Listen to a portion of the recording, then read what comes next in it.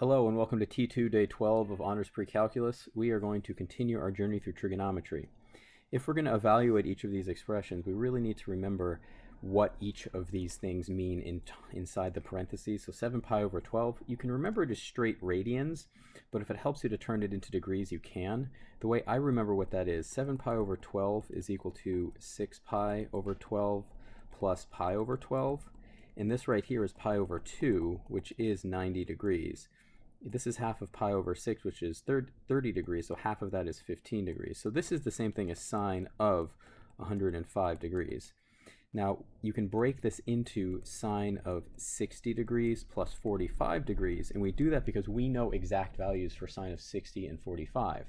We also have an identity for sine of alpha plus beta, and if we apply that here, we end up with sine of 60 times cosine of 45 plus cosine of 60 sine of 45. And those are all trig values on the unit circle that you need to memorize. You fill them all in, and you can multiply it out a little bit. Root 6 over 4 plus root 2 over 4. Your final answer would be root 6 plus root 2 over 4. A really common value that you've worked with before. Over here, if it helps you, you can do the same thing and turn it into degrees if you want to. This is negative 15 degrees. So that's going to be the same thing as 30 degrees minus 45 degrees. And we know what cosine of A minus B is. If we apply that identity, we get that expression. And those are all values we know. We know that the cosine of 30 is root 3 over 2. The cosine of 45 is root 2 over 2.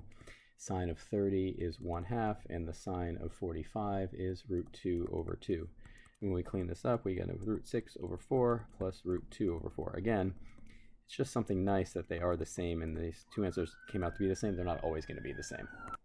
So what do we do with 75 degrees? Well, we're going to turn it into cosine of 45 degrees plus 30 degrees, because those are two trig values that we know the answers to, or they're on the unit circle. And if we apply cosine of A plus B, you end up with, this was like the first one we proved, and remember that this is the one with the negative sign right there, so just be careful. So when you multiply this one out after putting in the values, you end up with root 6 over 4 minus root 2 over 4, so your final answer would be root 6 minus root 2 over 4. And again, these are just very similar, but they're not always going to be this similar.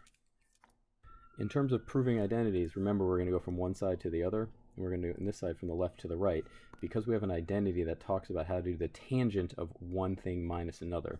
If you apply that rule, you end up with this. And you can figure that out or memorize it differently because tangent is sine over cosine. So this is the upper identity for sine right there of A minus B. And then this right here is the cosine of A minus B. So how can you simplify this? Well, look at these values here. Cosine of pi over 2 is 0. So this ends up being 0 minus cosine x sine of pi over 2, which is 1. Over 0 plus sine of x sine of pi is 1. So this is equal to negative cosine x over sine x, which is equal to negative cotangent of x, which is indeed what we wanted to prove. Again, though, going from here to here is remembering the identities. How do we go about proving this identity? Well, we're going to do it in two places. We're just going to split it. Cosine of A minus B is cosine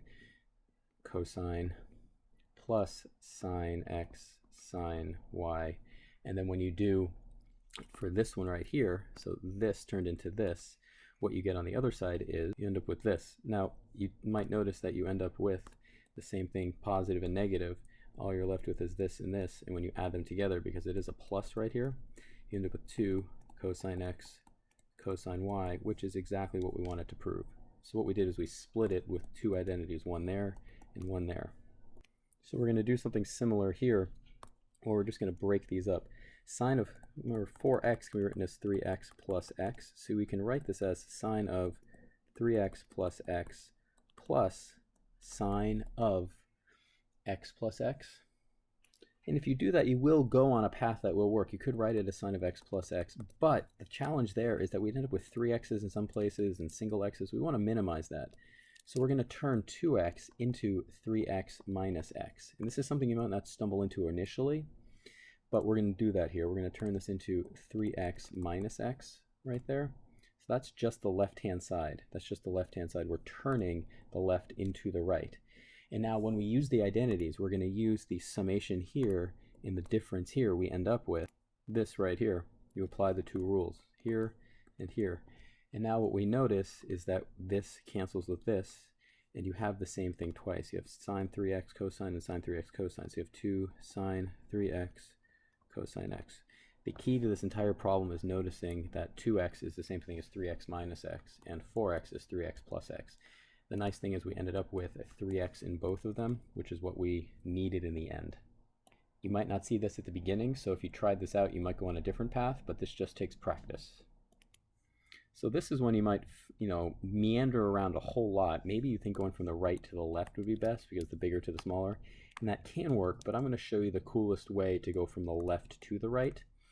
The cool observation here is you can turn sine of 4x into 2 times 2x.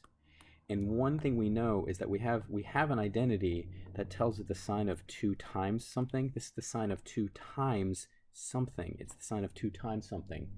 This thing is going to equal, on the left, 2 times the sine of the thing, cosine the thing. This is one of the identities. This is one of the identities. So what can we do now is keep going with it. This is the sine of 2 things. So this 2 stays outside, but what is the sine of 2x? Well, that's just going to be 2 sine x cosine x. That's this right here. And the cosine of 2x, this right here, the cosine of 2x, that turns into, by our identity, 2 cosine squared x minus 1. That is an identity. So this turns into this. So what do we end up with here? Well, you can multiply this 2 in, and what do you get? 4 sine x cosine x times 2 cosine squared x minus 1. You could easily meander around a whole lot. So what we did twice is it's the sine of 2 times something turns into this whole thing, and then this one turns into that, and this just turns into that. So if you memorize your trig identities, these can go quickly. Now, if you try this going from right to left, you might be successful. It's probably going to be longer.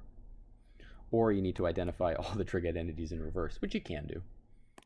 So here we're going to solve something algebraic for exact solutions, and we're also looking at this interval from 0 to 2 pi, not including 2 pi.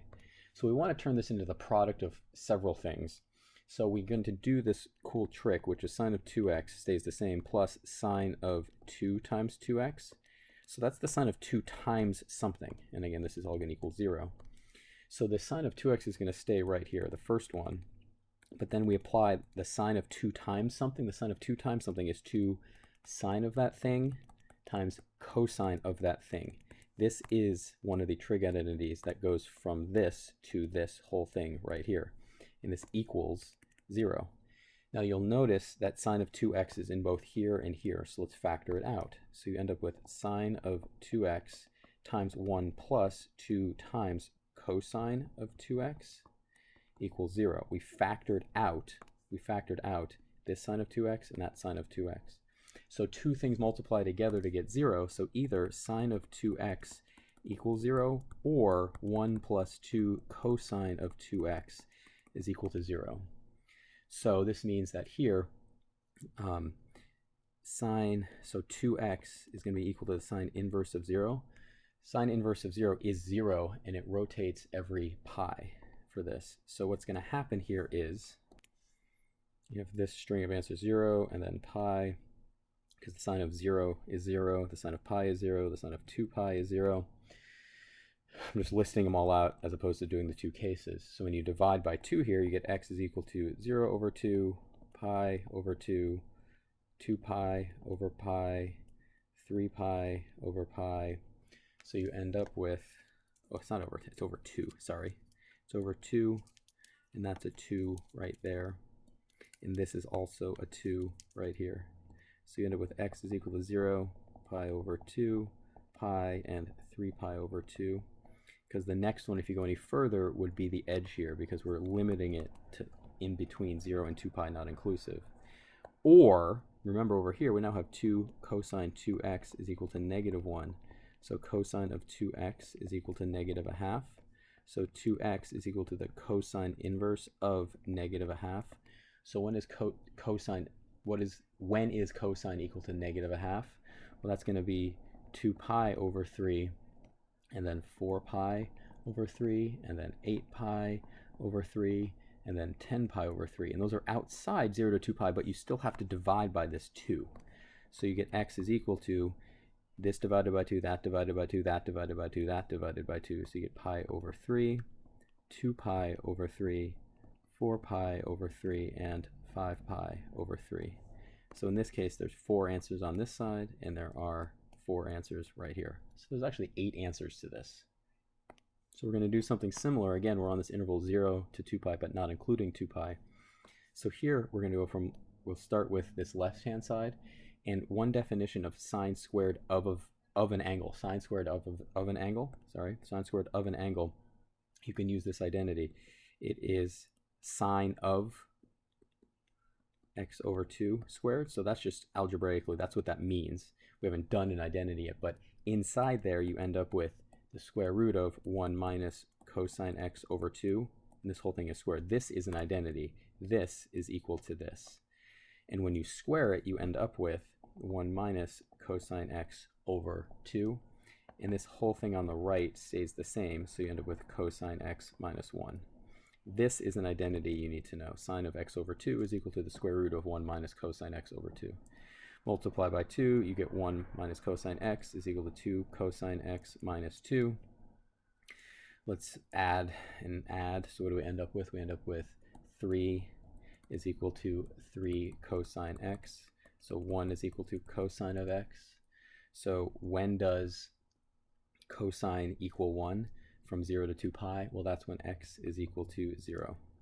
That's the only time it equals 1. And then how do we prove this? Well, we're going to go from left to right on this one.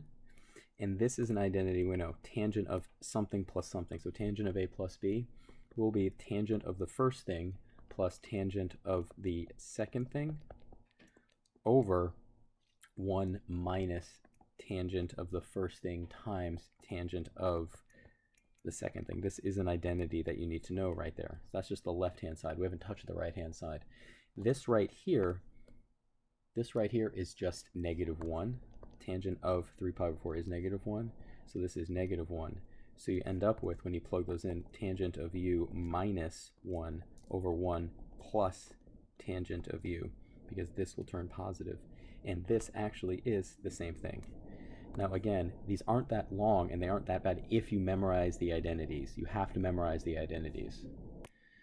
So on this one, it's multiple choice. If f of x is equal to sine x and g of x is equal to cosine x, then f of 2x is equal to which one? So we're doing this. We're starting with f of 2x. So f of 2x is the same thing as, because it's sine x, that's going to be sine of 2x, because f of x is sine. So what does that mean? Well, we know by definition, this is an identity. Sine of 2x is 2 sine x cosine x. That's an identity you have to memorize. But we know that g of x is cosine of x. I'll make that a different color. We know g of x is cosine of x right there. So that's equal to 2 sine of x times g of x. But f of x is sine x. F of x is sine x right there. So you can do another substitution to, it's 2 f of x g of x right there. So is that there? It is there. It is d. So again, this is the identity you need to know. Sine of 2x is equal to this thing. And then, by definition, right here and here, we can end up with our final answer. So what about sine of 22.5? How does that relate to anything we already know the answer to? Well, we know 22.5 is half of 45, so we can write this as sine of 45 over 2. And that's going to be using the identity sine of x over 2. So sine of 45 over 2 is going to be equal to the square root of 1 minus cosine of 45 over 2, because we know that the sine of x over 2 is equal to the square root of 1 minus cosine of x over 2. Well, we know that cosine of 45 is root 2 over 2, so this whole answer is 1 minus root 2 over 2 all over 2. Yay, very exciting, very, very exciting.